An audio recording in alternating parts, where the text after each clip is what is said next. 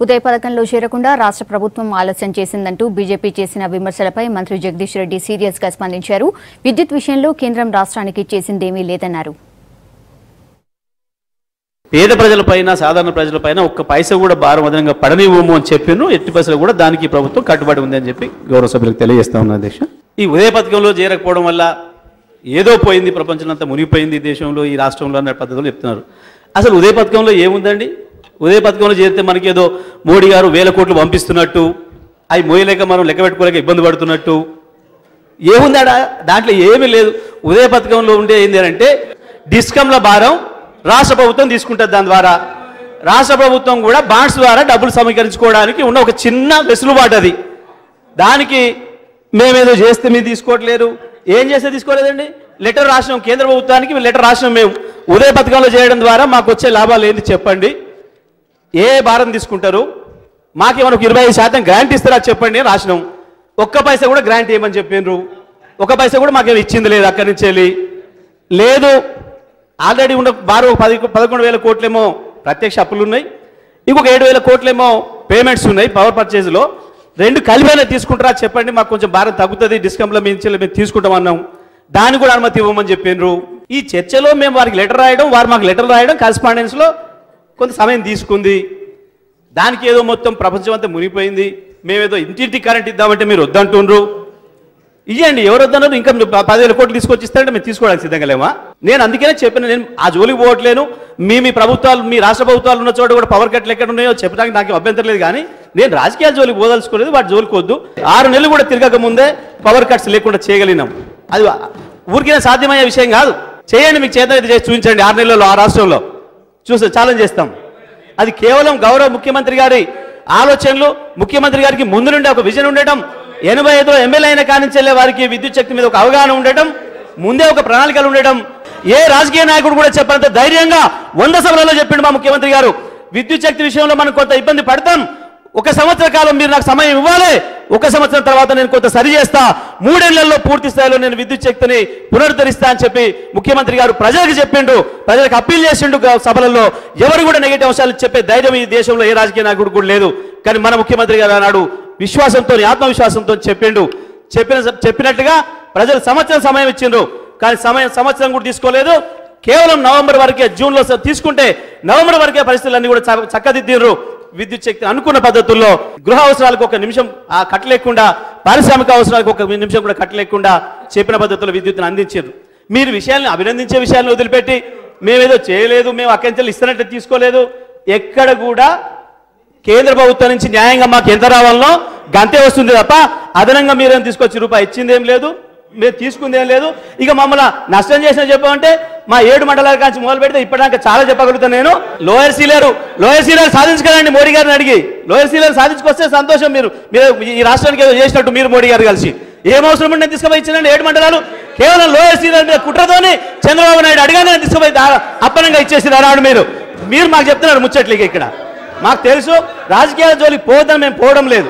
మీరు 10 నిమిషానికి తీసుకొచ్చేదేందో ఆయన ఇస్తారంటే మేము తీసుకోవట్లేరు. దయచేసి నేను ఏమంటున్నా అంటే, మీరు మాట్లాడేది విమర్శ చేసేది ఉంటే ప్రభుత్వానికి సూచనలు, ఇప్పుడు గౌరవ పెద్దలు జీవన్ రెడ్డి గారు సూచన చేసి తీసుకున్నాం, మేము తీసుకోవడానికి సిద్ధంగా ఉన్నాం. ప్రధాన ప్రతిపక్షం విషయాన్ని తీసుకోవడానికి సిద్ధంగా ఉన్నాం.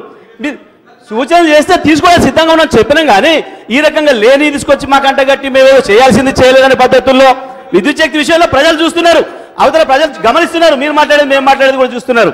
కాబట్టి దయచేసి నేను ఏమంటానంటే, గౌరవ సభ్యులు సూచనలు చెయ్యండి, తీసుకోవడానికి మేము సిద్ధంగా ఉన్నాం. మాకు మీ దగ్గర ఎన్టీపీసీ జడ్జర్లో పవర్ ఉంది, మాకు ఇవ్వండి అని అడిగితే మొత్తం తెలంగాణ ప్రభుత్వం వచ్చిన తర్వాత అత్యంత ఎక్కువ ధర పెట్టి తీసుకుంది మీ జడ్జర్ దగ్గరనే. ₹6.70 పే చేసినామండి, మీతో ఎవరు కూడా చేయలేదు. అంతేకాదు కూడంకరంలో కూడా మీ ఎన్టీపీసీ దగ్గర ఒక 200-300 మెగావాట్లు ఉందనంటే మా ప్రభాకరరావు గారు అడిగితే లెటర్ రాస్తే వాళ్ళు అడిగిన మాట ఏం తెలుసా? ₹10 యూనిట్ అయితే ఇస్తాం, 3 నెలల అడ్వాన్స్ అయితే ఇస్తామని మార్వాడి వాళ్ళ కంటే ఎక్కువ అధ్వానంగా, బిజినెస్ వాళ్ళ కంటే ఎక్కువ మాట్లాడినారు. మీరు గమ్మదే చెప్తున్నారు, మాకు చెప్తే ఎట్లా సార్? మీరు దయచేసి నేను ఏమంటున్నా అంటే, వాటి జోలికి మేము పోవడం లేదు, మేము ఏమంటున్నాం అని అనిపించుకుంటున్నాం మీరు నాతోని. నేను చాలా స్పష్టంగా మీకు అందరికీ ధన్యవాదాలు తెలియజేసిన, స్పష్టంగా మీరు అందరూ అర్థం చేసుకున్నందుకు. విద్యుత్ విషయంలో ఈ ప్రభుత్వం చేసిన చర్యలను మీరు అందరూ కూడా అభినందిస్తున్నారని నేను భావించిన ఆనందాలను స్వీకరించి చెప్పిన, ఆమోదించండి అని చెప్పిన. మీరు దాన్ని వదిలిపెట్టి ఇక్కడేదో మేము చేస్తున్నట్టే తీసుకోలేదు, మేము ఇంటింటికి పవర్ పంపిద్దామంటే మీరు వచ్చి లైన్ కట్ చేస్తున్నారు. ఇవేనండి చెప్పేది? ఇదేనా విమర్శలు? అది కాదు కదా. మీరు ఏమైనా సూచనలు చేయాల్సి కూడా చేయండి, తీసుకోవడానికి సిద్ధంగా ఉన్నాం మేము. దయచేసి అట్లాంటి ఆరోపణలు మానండి. మీరు చేస్తారంటే మేము చేస్తలేమని ఆరోపణలు చేయకండి. మనం ఈ రాజకీయ విమర్శలు అక్కర్లేదు, నేను మొదలెచ్చి చెప్పిన ఆ పద్ధతిలో పోదామని చెప్పి నేను గౌరవ సభ్యులకు తెలియజేస్తా ఉన్నా.